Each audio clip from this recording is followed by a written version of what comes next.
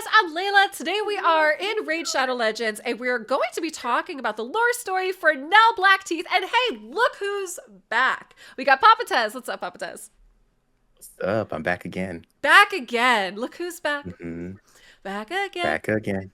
So, guys, we had to, because if you missed it, Papa Tez and I collabed for the story for Hansel and for Gretel. So when we were done, we're like, well, now we gotta know what's going on with the witch. So we're like, all right, we're just gonna roll in. We are gonna do the lore story for the witch, and in a minute, we will show you how well she fits into the story.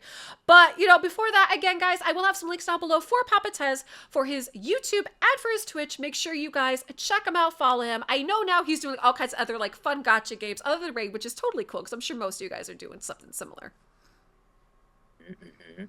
Yeah, Mm-hmm. it's always fun to kind of like explore a little bit Yep. on some of the other things and just see what you like out there. So I've definitely found quite a few that I've liked. So I Understandable. I like it. mean, I do the same thing. My viewers know that all the time too. I'm always trying all kinds of different things too, so totally get that. Mhm. Before we read her lore story though, in case you guys have not seen this, okay, so Nell, I feel like her base form is super cool. I feel like they nailed it as far as her fitting into the Sylvan Watchers, right? Then we have her like Super Saiyan mythic form, and dear God, like what the Oh, the hell? Like horror. Oh my goodness. yeah, I remember the first time I did this. Well, first of all, you end up seeing the short that Raid did, where you basically kind of got like a teaser for her, and I was like, oh my god, Raid hmm nailed it again with her artwork. hmm I think like the thing that just it's so creepy with it is just like the little things coming out her back, and it's like, ew, why are you? She's terrifying. Like, oh my god. So you imagine being a Yes. child because obviously this is like the Hansel Gretel story, right? And then you see Yeah. this, like this is like she's got I like just this, realized. like what is this, like a Oh my voodoo god. gingerbread? Like what is that? I don't know, but like she has hooves down at the bottom. She has like extra arms with hair on it. Like I Yeah. think number one, she needs to shave her legs and her upper arms at least. She's quite a demon. And, like her Oh base my form, okay, God. granted, she's just really pretty. They got like the gingerbread and stuff. She got some shoes. Now, if you guys had noticed, look at that. She's got, I don't know what these are. She's got like the two dolls back there. I don't know if those are supposed to be Hansel and Gretel. I don't know what they are. I am hoping, though, like when we read the lore story, that they'll dive into this and kind of explain what some of this is. And those little hands are just I don't know, like maybe when they saw them, maybe she didn't have like all the veins popping out originally in her original form and then the Right. black on her hands. Because I'm like, has she Oh, been sticking yep. her hands in the fire just a little too much? I'm just a little concerned Oh. for her? Yeah, so maybe, You can maybe see it, again, right? maybe they'll explain all that, right? And they'll kind of know what's Maybe going on so. here. Maybe so. That'll be cool. Yeah. So, guys, with that, Papa Tess and I are going to read this lore story for Nell Blackteeth, and I hope you enjoy. In the dank, murky expanse of the bile bog of Eastern Anhel, there lurks a terrifying predator in the guise of a kindly patron.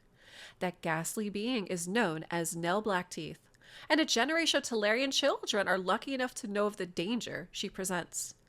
They repeat horrifying tales of her around hearths and campfires and chatter with fear.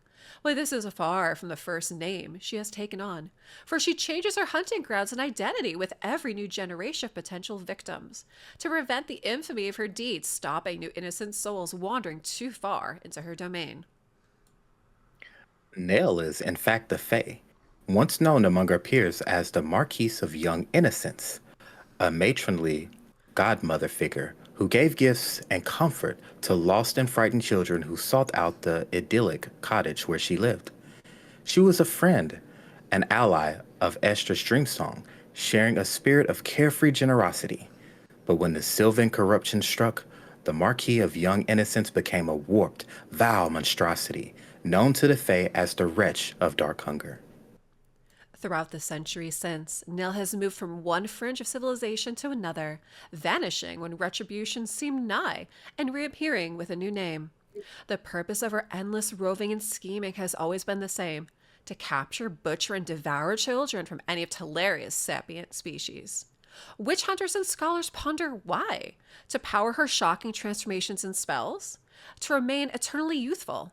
The Sylvan knows she's a corrupted fae, but even they are left with questions. Is the corruption alone responsible, or was that a darkness in her soul all along, waiting to be awakened? Perhaps her motherly instincts were twisted by corruption into possessive obsession, her madness making her believe that by guiling and devouring children, she's keeping them safe and sound by her side forever. Perhaps she just enjoys eating the young. Nell is a master of glamour magic and shapeshifting. She creates the illusion of a safe haven in the Balbog, a charming cottage with a welcoming hearth, an oasis of light and warmth in a dark and dangerous setting. In reality, her cabin is made of the tiny bones of her victims, lashed together with thorny vines and mortared with bloody mud. She preserves herself as a kind, graceful, beautiful woman, adorned with flowers and bright colored clothing and bearing a ribboned walking stick, offering shelter and refreshment for wayward children. Her offering of multicolored candies, biscuits, pastries, gingerbread, and relaxing herbal tea are in fact nauseous swamp plants and brews disgusted with magic, which sicken or stupefy the unsuspecting child. When she had finished toying with her prey and her vile hunger peaks, she casts off the form of charming hostess and reveals her true self. Leering, sharp-fanged, goat-legged, bristling with spines and claws, and with 4 arms all the better to dismember her prey with. A vague, clouded hereditary awareness of Nell lingers in the popular consciousness. Young children are warned against straying far from home for fear of hags and witches, their parents dimly recalling secondhand tales of nameless flesh-eating evils. When children go missing thanks to Nell, innocent women, young and old, are sometimes caught up in the panic that follows, falsely accused and subjected to horrible torture and summary execution. Almost no one has ever encountered Nell and lived. Once they enter her illusionary home, her physical strength and enchantment, both magical and alchemical, usually seal the child's doomed fate. Adults who have successfully tracked her down in search of missing children are far more resistant to her illusions, but no more immune to her weapons. To Nell's shock and dismay, a pair of potential morsels were on the threshold of succumbing to her beguilement in recent years, but overcame her illusions and hypnotic influence. Worse for her, they held their own in a physical struggle, even when she reverted to her natural form. In a scuffle, one of the youths stripped off one of Nell's prized enchanted bracelets. Made of painted beads formed from human bones and containing the souls of devoured children, it was a magic charm and keepsake that she was furious to have stolen from her. These children grew to become the Sacred Order adventurers, Hansel Witchhunter and Gretel Hagbane. They harbor an undying loathing of Nell and join the Order to gain the skills and blessings needed to hunt and destroy her. For her part, Nell is intrigued by the strength of their wills and longs to one day finish what she started and devour them down to the bone. While the fisherman who rues the magnificent catch that broke free from his net, Nell pines wistfully for these children who got away, imagining that there is something special about them that will make them an exceptional meal when she one day ensnares them once again. She believes that the flesh of those impetuous and bull-headed humans will taste all the sweeter after long years of anticipation, like a prized wine of or aged cheese. While Nell usually finds the meat of adults to be musty and gristly, preferring the tender and unspoiled flesh of the young, she would gladly make an exception to consume Hansel and Gretel, to tie up that loose end, stop their quest to destroy her, and find out at long last how they taste. She spends long hours fantasizing over which part of them will be starter, main, and dessert. But Hansel and Gretel, backed by the Sacred Order, are formidable foes. Nell has been cautious in engaging them to end their long game of cat and mouse, even though her string of beads calls to her, helping her track the pair. While she is obsessed with recapturing and consuming the siblings, there's a wistful hesitance to her efforts, as though she will miss the thrill of manipulating and hunting them while they are gone. Oh my. Okay, that's a story for Okay. Nell. Wow. I I'm sorry, those of you guys watching, some of my faces, because I'm just like, wow, she's something special. She really is. Like I feel like Raid did such a good job with her lore story to just make her that villain, that witch, right? That eats kids from Hansel and Gretel. Oh my gosh, what did you think? It was just gross and It terrible. was. Just like I'm reading, it's just like the soft suppleness of the children versus the old, dusty, musky adults. I'm like, what in the world? What are Yes. they doing with this That one? one line you have right here, humans taste sweeter, like a prized wider aged cheese. I'm like, what? Like you, can y'all just? They have absolutely nailed this, and the connection that they made from Yes. like what she was before to what she Yeah. is now, where she used to kind of take care of children. They were always kind of like a safe haven in a way. Hmm. You could kind of think of like that motherly slash auntie grandmotherly figure, and now she's like the complete opposite, but they don't know why.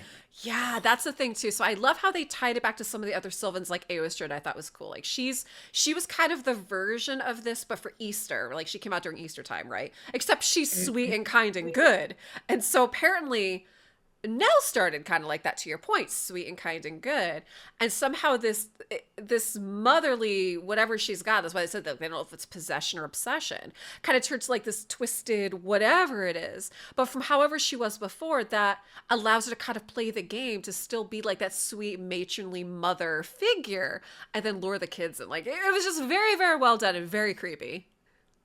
What did you think about the fact that they used to be friends? Like her and Estrid used to be friends. I mean, you see that in some stories, right? Like immediately, I'm already kind of thinking like Wizard of Oz. You know, we have like the Wicked Witch, we got the Yeah. Good Witch. So I mean, this is not uncommon where you have like families or friends, best friends, whatever, that they start in life together, but then something happens and their paths just kind of veer off, and you might have one that's kind of like inherently good and one that's inherently evil, or kind of like in between. So I'm not surprised. It's just it adds a little bit more depth to your point as well too when they start adding this in, where you can kind of see like they used to be friends, but something happened to kind of cause that.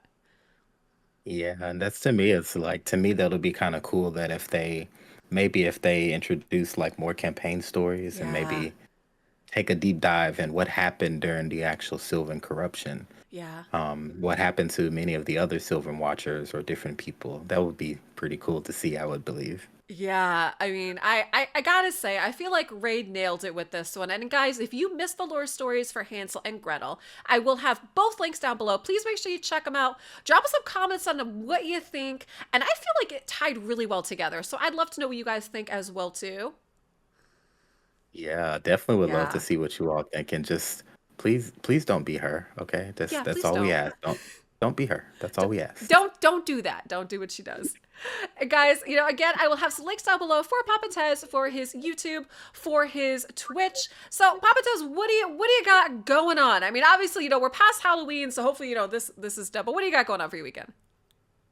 I would say probably this weekend it's gonna be gaming. I've found another, and this is I am bad about this. Like I will find a game and then I get addicted to it and I'm just playing it. So I Mm. found another game that I just really, really like. So I'll be kind of playing that along with playing Monster Hunter Wilds over the weekend, Ooh. which should be a ton of fun. I should be streaming that also too live on Twitch too. Nice, there you guys go. So again, another great reason to make sure that you subscribe, follow him, check it out. If you're playing Monster Hunters as well too, drop us some comments down below. And Papa Tess, again, thank you so much for hanging out.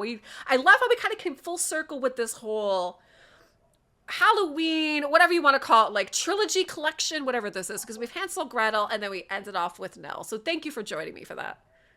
Hey, thanks for having me along. And oh my goodness, I Hmm. cannot wait to see y'all just to watch back our facial expressions as we read through the story. Yep. It's crazy, but it was very, very well done. Good job, Raid. I know they really did. And guys, thank you so much for watching. Have a good one. Bye. Everybody.